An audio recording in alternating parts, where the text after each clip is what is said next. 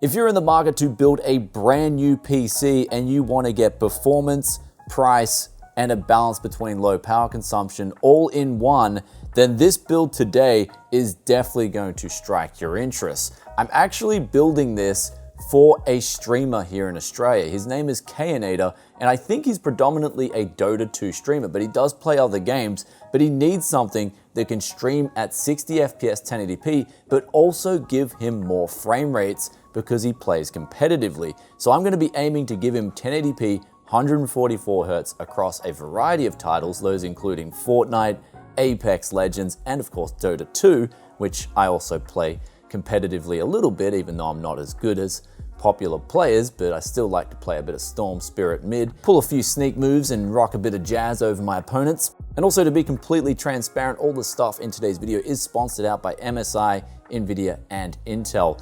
Though with that aside, let's get on with this build.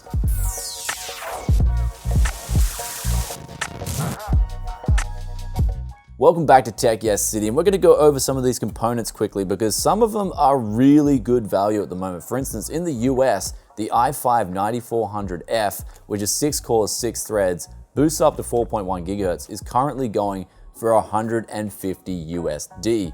That is incredible value for money if you want to get some of the best frame rates in games, but also still have money in your pocket after you're done building a machine. We've also got the Nvidia Gtx 1660 Ti from MSI. This is the Gaming X model, so you do get an extra 45 megahertz boost over their baseline models. You also get the RGB bling and a better, cooler design. It does come in with a little bit of a premium though, so it will set you back 310 USD. If you're in Australia, 469 AUD.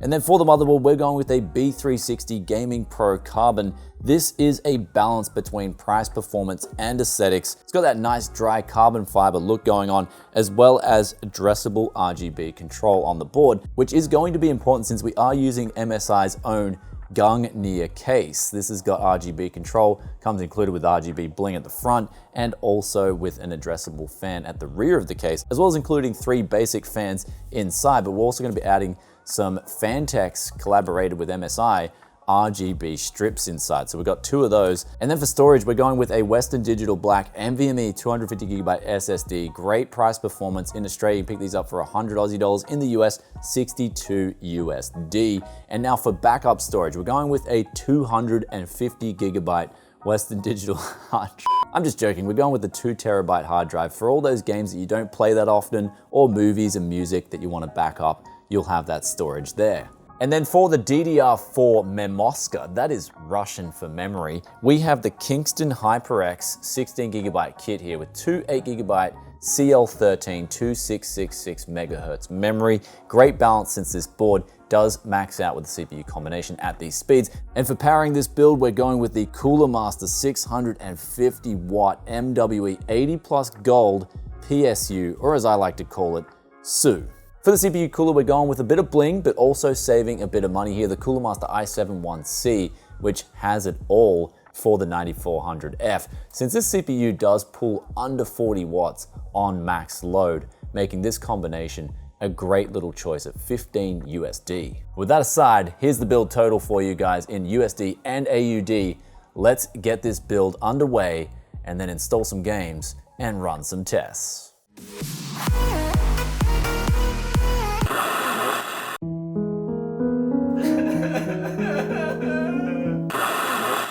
Yep, we've got one. We've got one.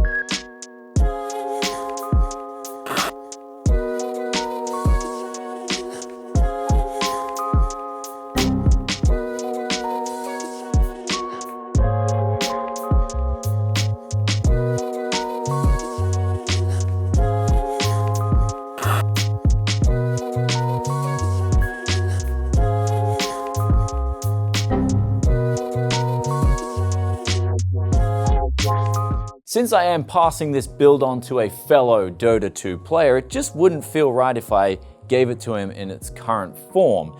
So we're gonna fix that with some tech, yes, love him.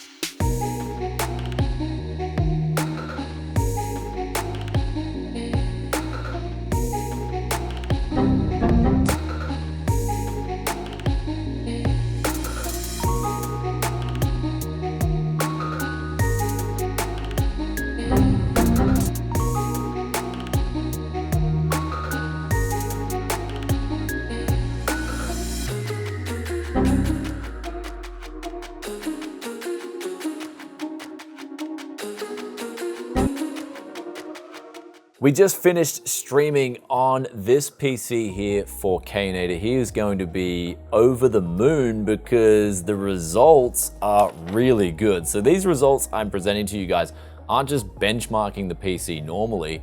This was while I was streaming to my not so many Twitch followers. I don't really stream at all over at Twitch, but I wanted to test it out, and we're live streaming at 60 FPS 1080p at 6,000 kilobits per second. So basically 6 megabits per second stream, and the results were impressive. There was 0 dropped frames the whole time. So I streamed for about 2 hours, and in that time we got Apex Legends benchmarked. We also got Dota 2 benchmarked, and Fortnite just had a corrupt file for some reason. It had some problems installing. There must have been a problem copying it over from a NAS. But we then decided to benchmark CSGO. CSGO max settings was getting overclocked, 203 average FPS, 123.1% lows, 82.1% lows.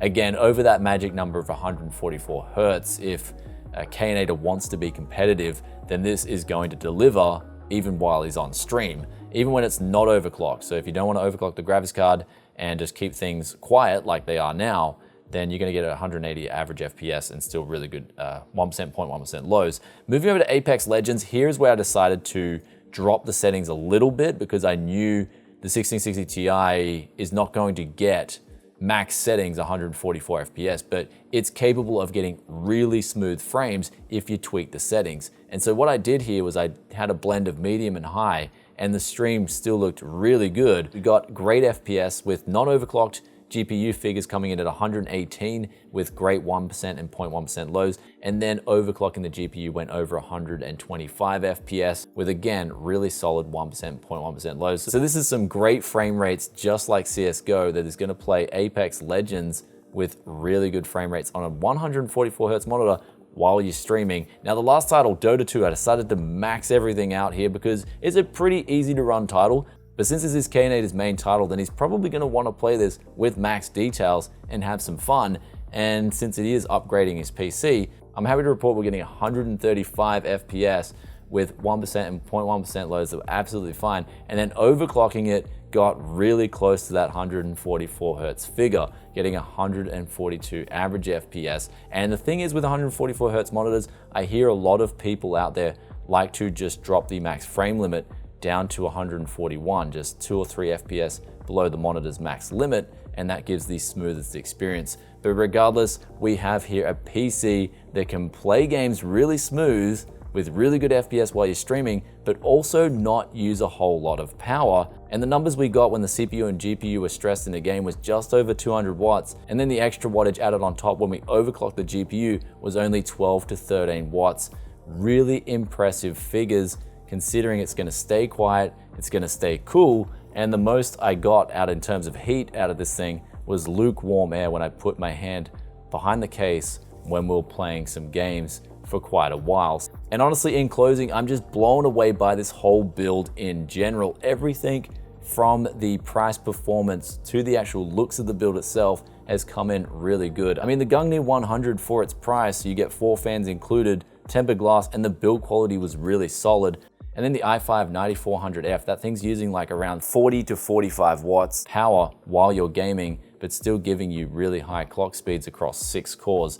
So that's impressive. And then the 1660 Ti is actually, in my opinion, the most power efficient card out of the whole GTX and RTX lineup, because it doesn't have the RTX features, but it cuts down the die size. And with that, they're using GDDR6 memory as opposed to the GTX 1650 and the 1660. So it is, in my opinion, the most efficient out of the bunch. And you get that latest Nvidia encoder, which for streaming increases the quality. And as we saw in these benchmarks, really gives out a good experience. So there it is with this build. We've got the price on point, we've got the looks on point, and we've got the performance. This combo is definitely one to look out for in 2019. I'm sure Kayanita, the fellow Aussie Dota 2 Twitch streamer, is going to be very impressed with this build. Anyway guys, with that said, I hope you enjoyed today's video. If you did, then be sure to hit that like button. And also let us know what you think of the exposed RGB LED strips. Do you think they should be hidden, or do you like them as they are? I'm going for a different look. I'm kind of digging what this case is about, and it allows you to see those LED strips. Plus that cooler matches up with the color sync that I manually can change with the controller included with that budget cooler. So everything came together, worked out. But also, if you are interested in building something like this, then I will leave all the relevant links in the description below for you guys. I do believe that there is some kind of promotion going on with the B360 Pro Gaming Carbon and the 9400F, in that if you buy this combination, you can actually get a free 250GB Western Digital NVMe drive, Black Edition included. And the good news too is, if you've stayed this long in the video, then I'm giving away 5 Steam gift cards for the first 5 people who comment "Tech Yes Lovin'" in the comment section below. And also, if you are Australian, then there is a special extra giveaway. Link is in the description below, where you can win a free Western Digital 250GB NVMe. Just click on the link below, get in for a chance to win, and I will catch you guys in another tech video very soon. Peace out for now. Bye.